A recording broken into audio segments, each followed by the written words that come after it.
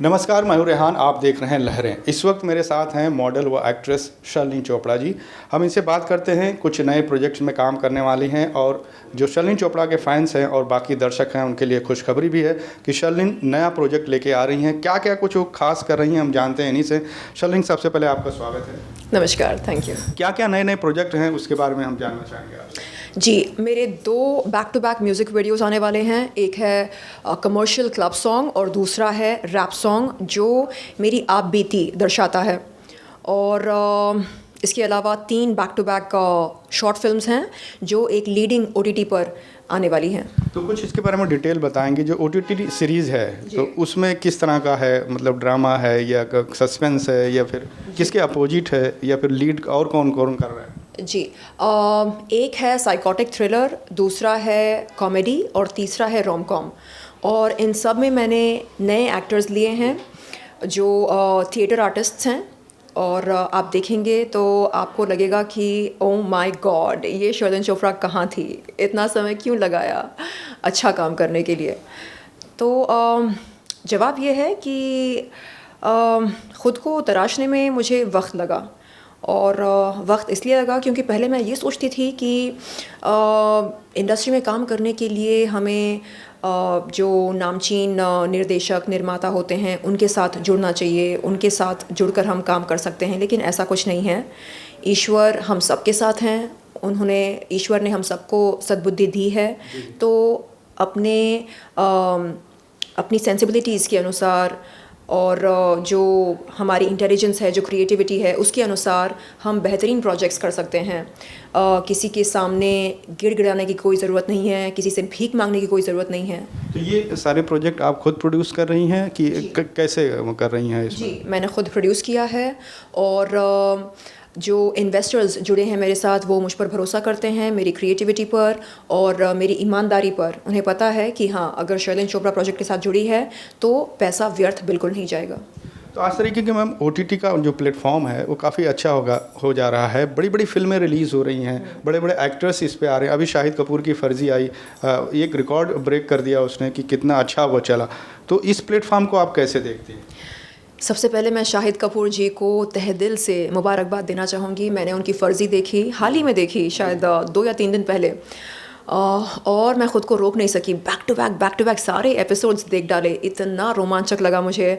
और बहुत बहुत बहुत कमाल का परफॉर्मेंस किया सभी कलाकारों ने। शाहिद के अलावा और भी जितने कलाकार हैं फिल्म में, सबका अभिनय मुझे एकदम सर्वोत्तम क्वालिटी का लगा। तो ऐसी कहानियाँ हमें आमतौर पर फिल्मों में देखने को नहीं मिलती हैं। तो ये जो हमारा ये चल रहा है, मतलब जो वेब सीरीज़ का ज़माना चल रहा है, ये बहुत ही ज़बरदस्त है। और मैं खुशनसीब हूँ, हम सब खुशनसीब हैं जो हम इस ज़माने में जी रहे हैं, वेब सीरीज़ के ज़माने में। किसी को फिल्म का इंतज़ार नहीं करना है, एक अलग प्लेटफॉर्म। बिल्कुल नहीं। अब जुम्मे का इंतज़ार करने की किसी को कोई ज़रूरत नहीं है, क्योंकि हर हफ्ते कुछ ना कुछ रोमांचक कहानी किसी ना किसी OTT पर रिलीज़ होती है। और इतना बढ़िया लगता है, दिल खुश होता है। ऐसा लगता है कि वाह, मैंने कितना अद्भुत कार्यक्रम देखा है या प्रोग्राम देखा है या वेब सीरीज़ देखी है। तो फ़र्ज़ी देखकर मुझे ऐसा लग रहा है कि इसका पार्ट 2 कब आएगा, मैं क्यों वेट करूं, प्लीज़ जल्दी रिलीज़ करो, ऐसा लगता है। तो इमोशनल अटैचमेंट हो जाती है किरदारों के साथ कि ओह शिट ये पकड़ा गया, ओह शिट ये बच गया। तो लाइक दैट। अच्छा, इन सभी प्रोजेक्ट के अलावा ये ऐसी भी चर्चा है कि आप और राखी सावंत जो है लॉकअप 2 में नज़र आ सकती हैं, या फिर एक नया सीज़न आ रहा है खतरों के खिलाड़ी का नया सीज़न, उसमें आ सकती हैं। तो ये जो अफवाहें चल रही हैं आपको लेकर, राखी सावंत को लेकर या उर्फी जावेद को लेकर, इसमें कितनी सच्चाई? क्या आप वाकई में आ रही हैं लॉकअप 2 में या फिर खतरों के खिलाड़ी में? मैं तो इसे अपना सौभाग्य मानूंगी अगर मुझको अवसर मिलता है लॉकअप सीज़न 2 में भाग लेने का या ख़तरों के खिलाड़ी में भाग लेने का। मैंने हाल ही में मौत के मुंह से निकल कर ख़ुद को बचाया है। ये जो मैं ज़िंदगी जी रही हूँ, ये मेरा पुनर्जन्म है।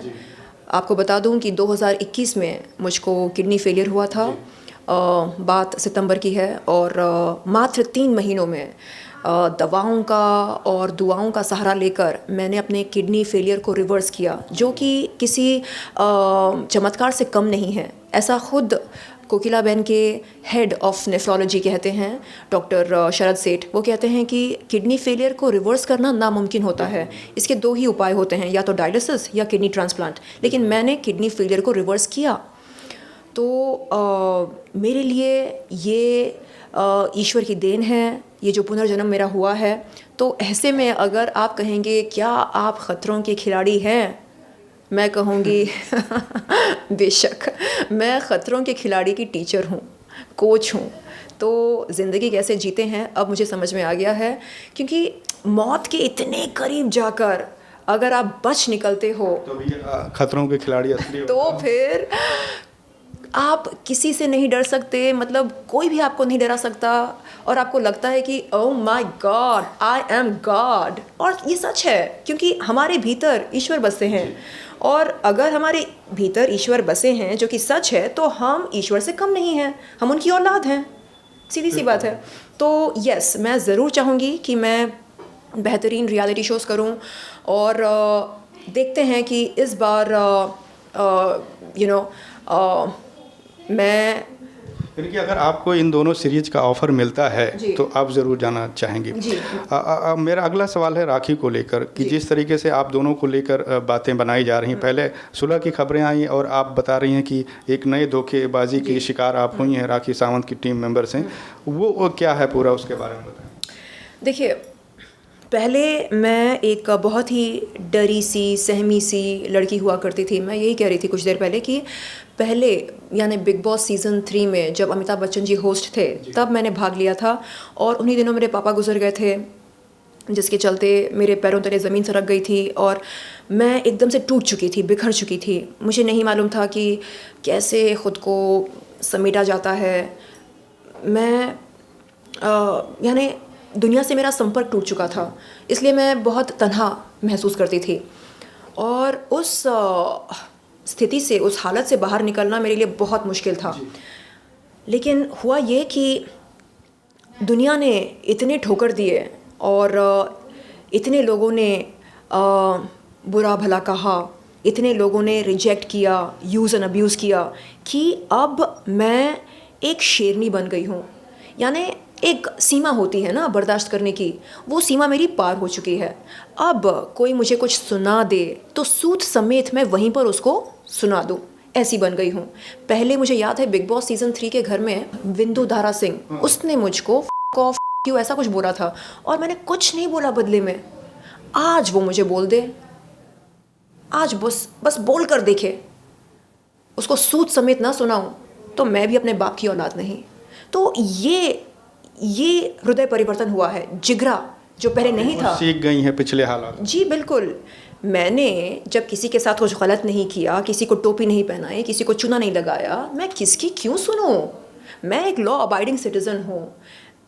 मैंने राखी सावंत को लेकर जो आपने केस किया है, उसके बारे में कहा रहा था कि आप दोनों का सुलह हो गया है, आप केस वापस ले लेंगी, तो क्या मैंने इन शब्दों का कभी प्रयोग नहीं किया। जब मुझसे केस के बारे में पूछा गया, मैंने यही कहा कि मेरे काबिल वकील जब कभी कोर्ट में सुनवाई होगी वही निर्णय लेंगे जो सही होगा। बिल्कुल यही कहा मैंने, और आज भी मेरा यही स्टैंड है। लेकिन राखी का स्टैंड बदलते रहता है। कभी बोलती है कि मैं उसकी बहन हूँ, कभी बोलती है कि मैं उसकी दोस्त हूँ, कभी बोलती है कि मैं कुछ नहीं हूँ। यानी वो अपने ड्रामेबाजी की बिल्कुल। उसे जब मुझसे कुछ करवाना होता है तो तुरंत मैं उसकी बहन बन जाती हूँ। जैसे वो चाह रही थी कि मैं मैसूर उसके साथ जाऊं और वहाँ पर इंसाफ की गुहार लगाऊं, तो तुरंत मीडिया के सामने आकर मुझे माफ़ कर दे बहन, मेरी जान, मेरी बहन, मैंने बहुत गलत किया तेरे साथ, और मैं उसकी बातों में आ गई। अच्छा, एक दो आखिरी सवाल आपसे जानना चाहेंगे कि बॉलीवुड में एक नया ट्रेंड चल रहा है कि ये अपना घर है, ये दूसरे का है, ये तीसरे का है, चौथे का है, हमें उतना वैल्यू नहीं दी जा रही है। जैसे प्रियंका चोपड़ा ने हाल ही कहा। कंगना रनावत अक्सर अपने बयानों से करण जौहर या शाहरुख खान या वगैरह को टारगेट करती रहती हैं। प्रियंका चोपड़ा ने जो बयान दिया है उससे आप कितना सहमत हैं? क्या उन्हें ज़बरदस्ती बॉलीवुड से भगाया गया है, वो हॉलीवुड जाने के लिए मजबूर हो गई जैसे वो कह रही हैं? देखिए, प्रियंका चोपड़ा वही शख्स हैं जिन्होंने बॉलीवुड में बड़ी बड़ी फिल्में की हैं, अक्षय कुमार के साथ, सलमान के साथ, शाहरुख खान के साथ, दिग्गज कलाकारों के साथ, दिग्गज निर्माताओं के साथ, निर्देशकों के साथ। तो अब ये कहना कि बॉलीवुड ने साइडलाइन किया, बॉलीवुड ने भाव नहीं दिया, बॉलीवुड ने काम नहीं दिया, मेरे ख्याल से ये कहना गलत होगा। उन्हें शुक्रगुजार होना चाहिए कि बॉलीवुड ने उन्हें एक बार नहीं, दो बार नहीं, कई बार मौके दिए और उन्होंने जब जब उन्हें मौका दिया गया उन्होंने बेहतरीन काम किया और अपने करियर को बहुत आगे बढ़ाया अपनी काबिलियत से। तो अब ये कहना कि बॉलीवुड ने काम नहीं दिया, मौका नहीं दिया, ये नहीं किया, वो नहीं किया, ये मेरे ख्याल से ये गलत है, क्योंकि हम सब जानते हैं कि बॉलीवुड ने उनको कितना काम दिया। और आखिरी सवाल आपसे जानना चाहेंगे कि आजकल बॉलीवुड में या फिर टीवी इंडस्ट्री में सुसाइड का एक दौर देखा जा रहा है। तनुषा शर्मा ने सुसाइड किया, वो ब्रेकअप की वजह से हुआ। अभी भोजपुरी एक्ट्रेस आकांक्षा दुबे ने सुसाइड किया। तो क्या वाकई में इतनी कमज़ोर हो जा रही हैं जो एक्ट्रेस हैं? कहाँ वो गलती हो रही है कि इतनी सुसाइड की संख्या बढ़ रही है इंडस्ट्री में? देखिए, बॉलीवुड एक ग्लैमर इंडस्ट्री है और ग्लैमर इंडस्ट्री में चमक धमक बहुत होती है, लेकिन आप अंदर झांक कर देखो तो तन्हाई भी बहुत होती है। हम शूटिंग करते हैं, अपीयरेंस के लिए यहाँ वहाँ जाते हैं, आउट ऑफ कंट्री जाते हैं। At the end of the day हम जब घर आते हैं तो हम तन्हा महसूस करते हैं। हमारे रिश्ते मीडिया के सामने कुछ होते हैं और ऑफ कैमरा कुछ और होते हैं। तो ऐसे में हम किस पर निर्भर करें? स्थिरता के लिए किस पर निर्भर करें? तो मेरे ख्याल से एक मेंटल हेल्थ एसोसिएशन का आयोजन होना चाहिए। सरकार को ये कदम उठाना चाहिए, एक हॉटलाइन नंबर हम सबको उपलब्ध कराना चाहिए कि हम बात कर सकें। कई बार हम बात नहीं कर पाते हैं, किससे कहें? अपने माँ बाप को हम दुख दें, ये बोलें कि हम तन्हा महसूस कर रहे हैं, हम लो फील कर रहे हैं, हम ऐसा फील कर रहे हैं। क्यों हम उनको टेंशन दें, उनको स्ट्रेस क्यों दें? इसलिए हम ये सोचते हैं कि नहीं चलो ठीक है, ये सारी बातें हम अपने दिल में दफना कर रखते हैं। और कब तक दफना कर रखें? एक हद होती है ना, और जब वो हद पार हो जाती है हमें लगता है कि ठीक है अब इस दुनिया में जीना गवारा नहीं है, ये फीलिंग आती है। तो हम इस तरह की सोच के साथ, इस तरह की फीलिंग के साथ कैसे लड़ाई करें, कैसे डिशुम करें, कैसे इस सोच को भगाएं, उसकी एक तरकीब होती है।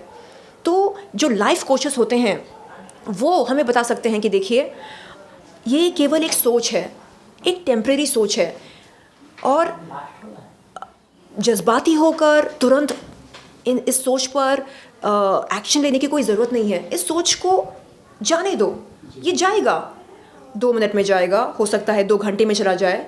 तब तक आपको खुद को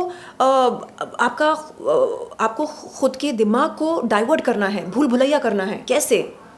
आप कोई अच्छा प्रोग्राम देखें, कोई अच्छा वीडियो देखें, आप वर्कआउट करें, आप किसी अच्छे इंसान के साथ बातचीत करें। हो सकता है कि कुछ मीठे बोल अगर आप सुन लें, अचानक आपका माइंड डाइवर्ट हो सकता है। बिल्कुल। तो ये स्ट्रैटेजीज़ होते हैं और लाइफ कोच को पता है कि हम कैसे इन स्ट्रैटेजीज़ का फ़ायदा उठा सकते हैं ऐसी परिस्थितियों में। तो मैं चाह रही हूँ, गुजारिश करती हूँ सरकार से कि प्लीज़ मेंटल हेल्थ एसोसिएशन का आयोजन करें और हॉटलाइन नंबर हम सबको उपलब्ध कराएं ताकि हम सब बात कर सकें। मेरे मन में भी ऐसे ख्याल आए थे जब मैं किडनी फेलियर से जूझ रही थी। मैंने अपने डॉक्टर से कहा था, मैंने अपने डॉक्टर से कहा कि डॉक्टर मुझे नहीं जीना। क्यों? क्योंकि उस समय हैवी मेडिकेशन की वजह से मेरा चेहरा गुब्बारा की तरह गोल हो गया था और शरीर प्रोटीन लॉस की वजह से एकदम माचिस की काड़ी बन गई थी। अब आप सोचिए, माचिस की काड़ी जैसा शरीर और गुब्बारा जैसा मुखड़ा, कैसा लगेगा इंसान? मतलब मैं एक चलता फिरता जोकर बन गई थी। तो मैंने कहा डॉक्टर से मुझे नहीं जीना, बस ख़त्म करो इसको, मुझे नहीं जीना।